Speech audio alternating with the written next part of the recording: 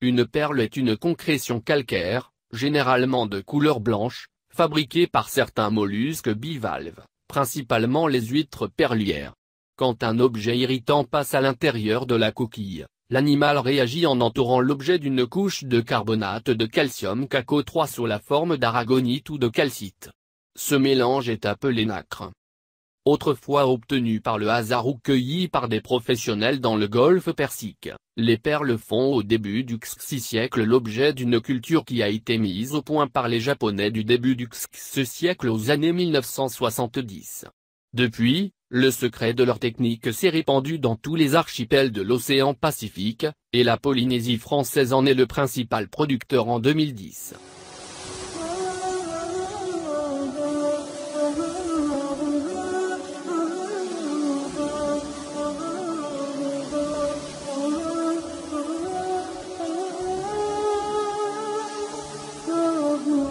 La nacre est un carbonate de calcium cristallisé sous forme orthorhombique, maille parallélépipédique, formant des cristaux d'aragonite.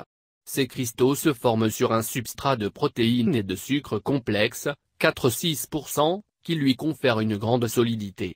Il s'agit, de fait, d'une biominéralisation, qui peut servir de mécanisme de défense vis-à-vis de l'intrusion d'un corps étranger. La qualité esthétique de la perle dépend de l'épaisseur de la nacre, plus importante lorsque la perle est naturelle, mais aussi de la régularité de la cristallisation. Sa coloration est multifactorielle, par exemple l'espèce du mollusque, nutrition de l'huître, composition chimique des minéraux dissous dans l'eau environnante.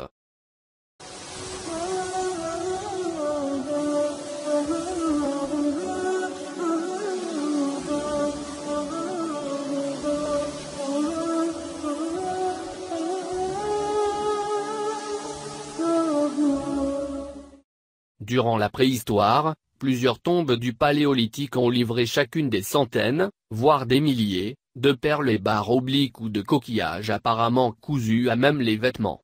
Les exemples les plus connus sont ceux de la Madeleine, Dordogne, de Grimaldi, Italie, et de Saint-Gyr, Russie. Ce dernier site, un campement de plein air dans la steppe russe daté d'environ 32 000 ans, abritait la tombe d'un adulte et, séparé de lui, celle de deux enfants inhumés ensemble. Des milliers de perles ornaient les habits des trois individus. Une perle connue a été découverte dans les fouilles d'Oum al-Qaïwain par la mission archéologique française aux Émirats arabes unis 4. Elle se trouvait dans une tombe collective, collée au crâne d'un défunt dont le corps avait été déplacé lors d'inhumations ultérieures. Des datations au carbone 14 datent le niveau de 5500 environ avenue J.C.5. La présence de perles en contexte funéraire était déjà attestée dans la région du golfe Persique et de l'océan Indien, mais jamais avant le 5e millénaire. À cette époque, les perles étaient généralement posées sur la lèvre supérieure du mort. Au 4e millénaire, elles étaient plutôt placées dans sa main.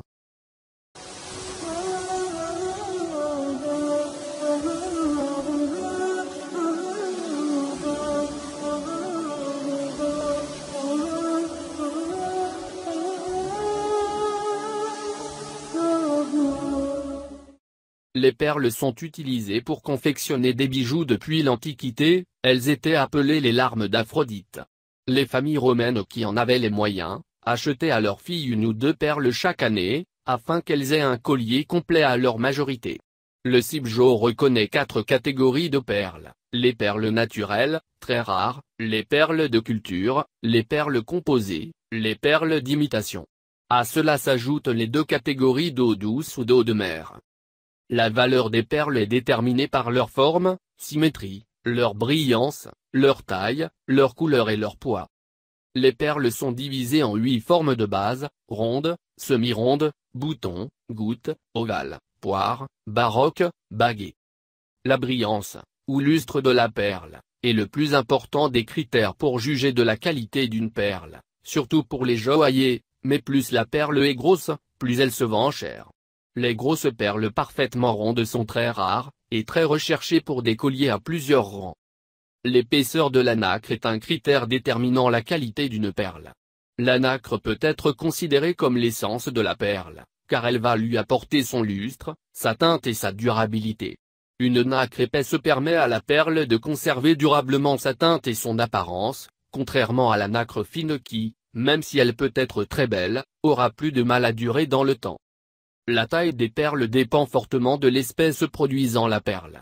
Pour les perles de Tahiti, le gouvernement de Polynésie française avait fixé l'épaisseur minimale à 0,8 mm de nacre.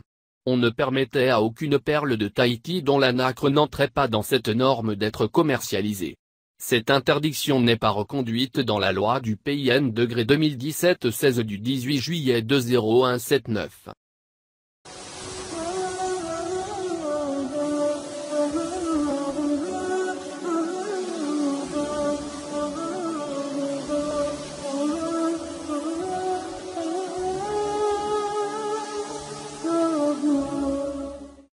La description complète d'une perle doit indiquer forme, qualité de surface, taille en mm et couleur, éventuellement la rareté de la combinaison. Par exemple dans l'ordre cité, R à 10-25, E. Signifie, ronde, qualité A, diamètre 10 mm, couleur verte aubergine moyen clair, pièce exceptionnelle.